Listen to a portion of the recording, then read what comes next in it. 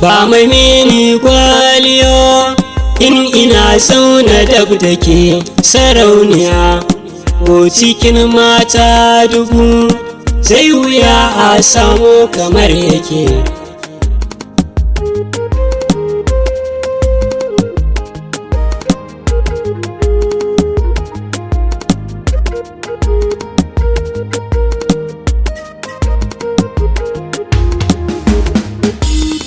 Me nake me zanayo duniya in ban ambace ki ba, me na ci me zana sha masoya in ban ga mishin ki ba. Sako ne na zuciya na faɗa ni ban ga kamar ki ba, ke ce jarumar cikin kalbina ba don ina san ki ba. Zan lura da ke kwarai daɗi wuya ba zan kyamace ki ba, ni ɗin naki ne kaɗai cece kuce ba zan so mu yi shi ba.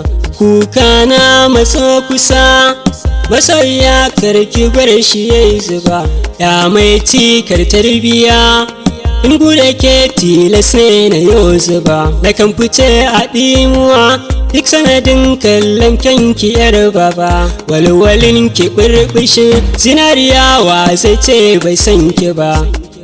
Da zanyo kwana dubu once dubu ya dubu sashi ba, ban faɗar ko da kyau idanuwanki mai kyau a bar ba.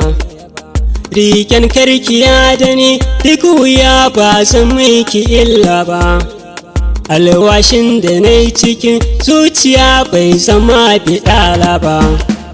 Alkawarin da na yi miki ko babu ni ba za ki wahalta ba, roƙo ne cikin dare abin bauta ba sai ki ya amsa ba.